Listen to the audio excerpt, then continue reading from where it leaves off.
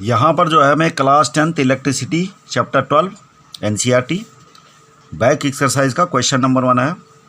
A piece of wire of resistance R is cut into 5 equal parts. These parts are then connected in parallel.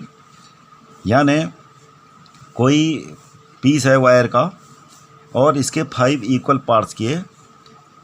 जो resistance है wire का वो है are, और प्रत्येक जो इक्वल पार्ट्स है, प्रत्येक पार्ट का जो रेजिस्टेंस है ये बता रहा है। उनका जो 5 है, 5 पार्ट्स हैं जो उनका इक्विवेलेंट रेजिस्टेंस क्या है, आर डेस्क, और वायर का कितना आर। तो इस क्वेश्चन का सॉल्यूशन इस प्रकार से करेंगे हम।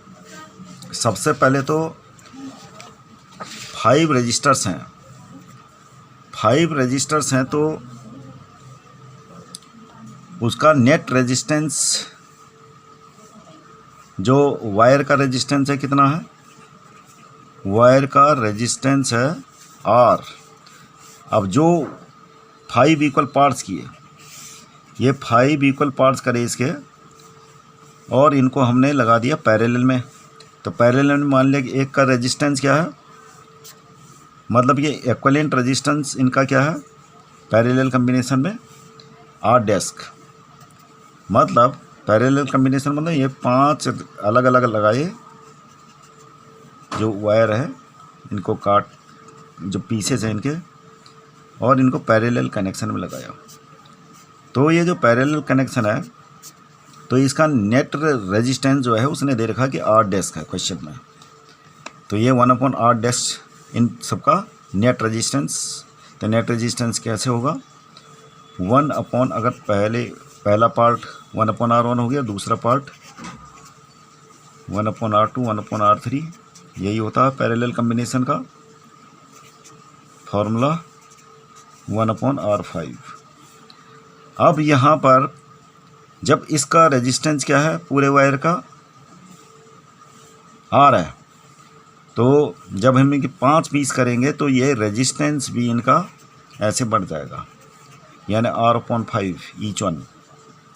तो ये हो गया r/5। अब ये सब एक जैसे हैं तो हम मल्टीप्लाई 5 कर देते हैं।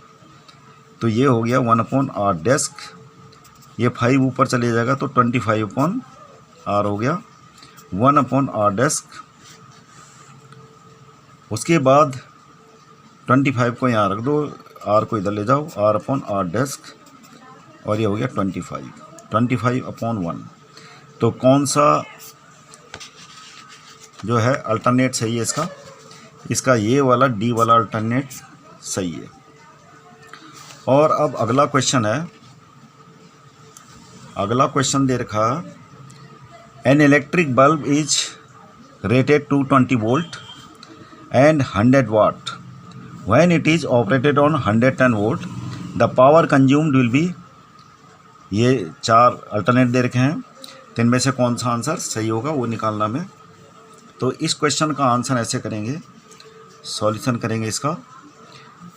हमें दे रखा है 220 वोल्ट 100 वाट, और हमें निकालना है क्या, हमें निकालना है power consumed will be when there is 110 volt. तो पावर कंज्यूम निकालनी हमें। तो सबसे पहले देखेंगे कि ये वोल्टेज हमें दे रखी है कितनी, 220 वोल्ट। यानी रेटेड का मतलब क्या होता है, अगर 220 वोल्टेज आती है तो बल्ब कितनी पावर कंज्यूम करता है, 100 वाट, और पावर कितनी दे रखी है हमें, 100 वाट। तो ये जो क्वेश्चन है 110 वोल्ट, तो पावर निकालनी है हमें। तो पावर इक्वल टू क्या होता है, voltage multi current. Power equal to क्या होता है, वोल्टेज मल्टी करंट। लेकिन करंट तो हमें दे नहीं रखा, तो हम यहाँ पे ओम्स का लॉ से ये निकालेंगे, V इक्वल टू IR।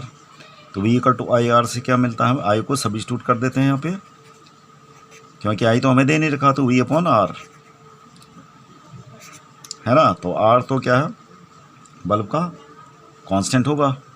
तो हम यहाँ पे R को मैनिपुलेट करेंगे, तो I equal to V/R, I को यहाँ पे V/R से सब्स्टिट्यूट कर लो, ये I की जगह में। तो ये हो गया हमारा P इक्वल टू, ये हो गया V²/R।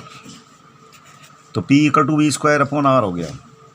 अब यहाँ से हम R निकाल सकते हैं। R इक्वल टू हो जाएगा V² अपॉन P। तो V कितना है, V तो हमें दे रखा है 220 वोल्ट,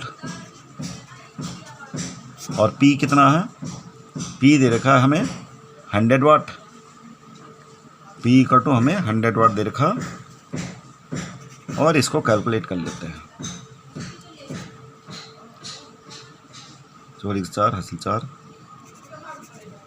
और ये हो गया 100, ये कैंसिल।